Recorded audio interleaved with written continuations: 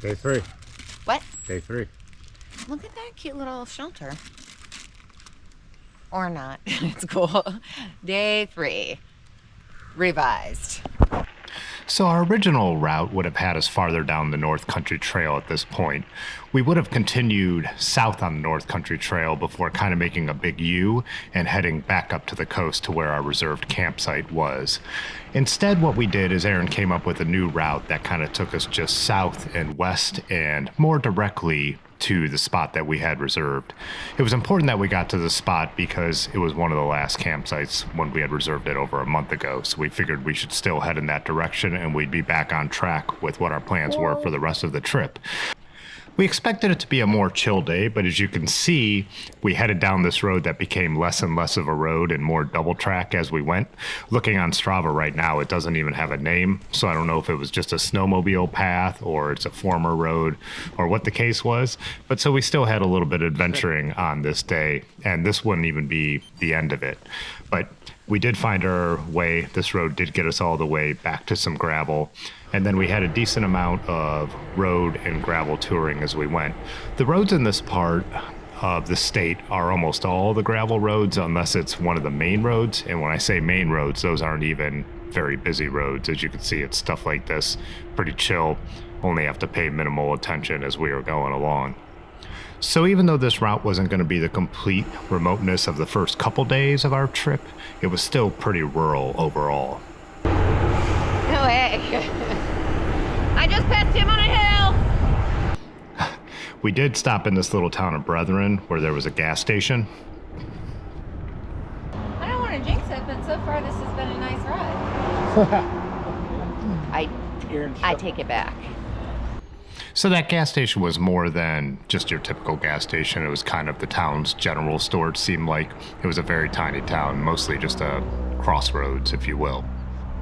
So some of these roads we were on are the same that were on the Coast to Coast gravel grinder that a few of our friends just did.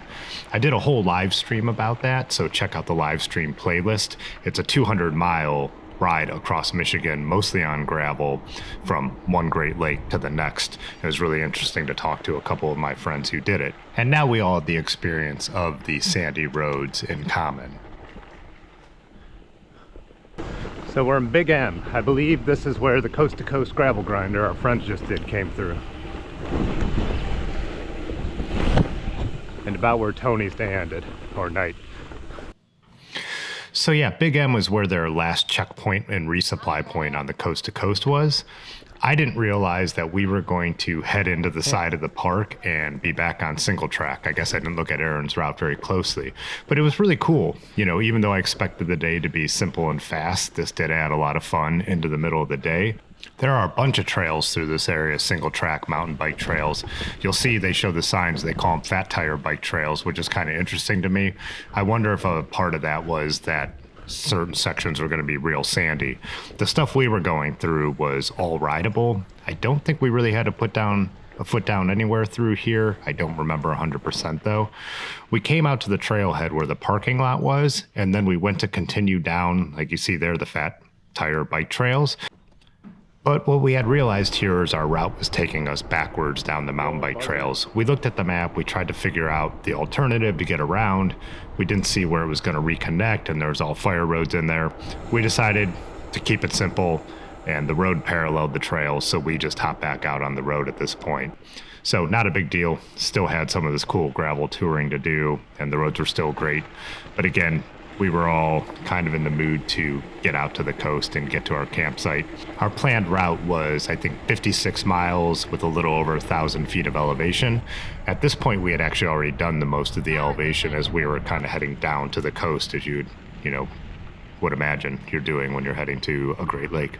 Again, it was another day of being super lucky with the weather, mostly blue skies, and it wasn't too hot out there, even on these exposed sections of road. Trolleys? This is where we're eating. Oh, nice. This is the stop.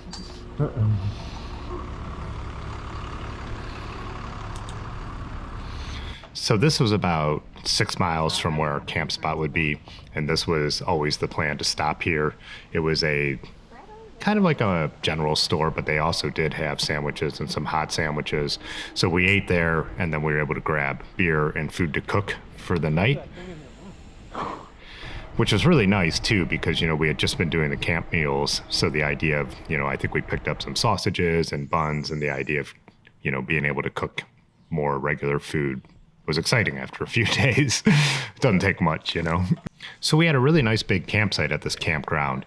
This was the Michigan recreation area, but it was right on the edge of the Nordhouse Dunes Wilderness area.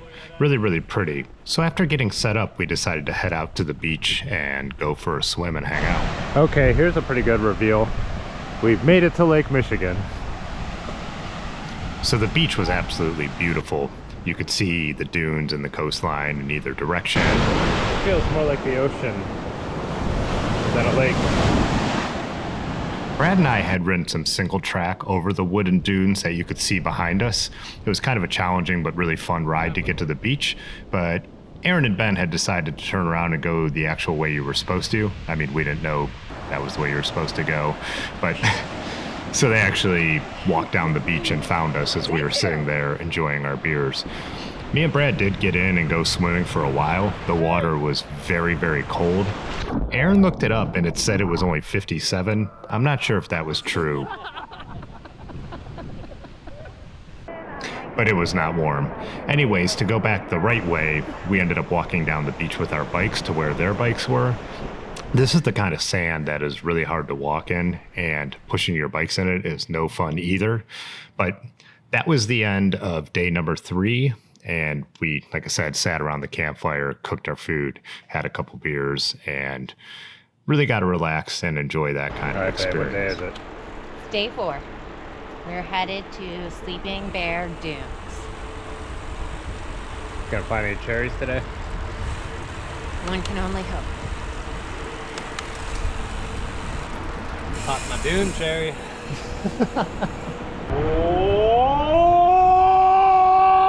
Oh my god. We had seen some creature run across the street there, and I believe that was Brad's Bigfoot call. So there you go.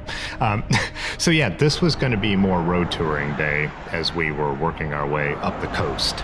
Our first stop was here in Midday. We were going to get some coffee and snacks, and this town was in full summer tourist swing. This is July 3rd, so the day before Independence Day, and every town we went through for the next couple days, there were, you know, tourists and people hanging out and busy restaurants and all that kind of thing. We got our coffee, hung out for a little bit, checked the maps and all that, and then worked our way on out of town and back out onto the roads. This is a good chance to mention the bike selection, because a lot of people who watched the earlier videos where we were on the NCT asked about if that would be a good trail for mountain bikes or fat bikes, and absolutely it would be. Here is why we weren't riding those, and this is why we were splitting the difference, because we knew we were going to have a couple of days of road touring. Everybody on the trip was happy with their bike selection. The bikes were good enough for being off-road, and then we're still felt fast and not super sluggish when we were on the road. There's a couple little nuances we had all discussed we might have changed with maybe bag setup, or in Brad's case, handlebar setup. But as far as the actual bikes go, everybody said they would bring the same bike if we were to do this trip again. A number of people have also commented that they didn't know this part of Michigan had as much elevation as it did, where the previous couple days the elevation came actually from dropping in and out of river valleys and tributaries. On these days, the elevation came from going up and over the big coastal dunes. So we did have some climbs that were, I think, about 300 to 500 feet, depending on which one we were going up and over. And at the top of this one was something I had been waiting for and hoping for the whole trip, which was this little farm stand which had fresh cherries. We bought these cherries and we sat there and just slammed the whole thing. Really enjoyed it. Yeah, that's what this region is known for, and these cherries did not disappoint. It was awesome, and that little cool shaded spot we had. Overall, though, this day was 68 miles and still under 2,000 feet of elevation, so not crazy in terms of, you know, what a really climby day could be, but if you're used to rail trail touring or something like that, a significant amount of climbing. These roads, as you can see, do look a little bit more busy, But the cool thing was this was an actual bike route, and most of it had rumble strips between the shoulder and the roadway, and I found that was really nice. It really did. You felt safe on these roads, or at least we did. This is an overlook at another set of dunes we stopped at. I think these are the Nordhouse Dunes. So yeah, that was a really cool overlook there. And then most of the route too, we also did have views of the lake. Sometimes there were houses obstructing it, but it would either be Lake Michigan or the route would curve around and we go next to these inland lakes. Like you can see here, it almost feels like a causeway. Finally, we turned onto a bike path. This bike path led us into our late afternoon stop, which was in Frankfurt. There was a brewery we had planned to go to eat at and get a couple drinks, and this place did not disappoint. It had a Belgian theme, but they still did modern styles just with the Belgian yeast. If you're a beer nerd and you like Belgian style beers, but also modern beers with a Belgian kick, these were amazing. There was also this really, really great food truck. On our way out of the brewery, we ended up talking to the guy who ran it for a long time about bikes and farming and growing your own food and fresh ingredients. Turned out to be a really cool guy. We actually had to break away so we could get the rest of our ride done. But I am going to leave it at that. We will get into Sleeping Bear Dunes and then the conclusion of the rest of our trip around this part of Michigan in the next one. Thanks everyone for all the support. Peace.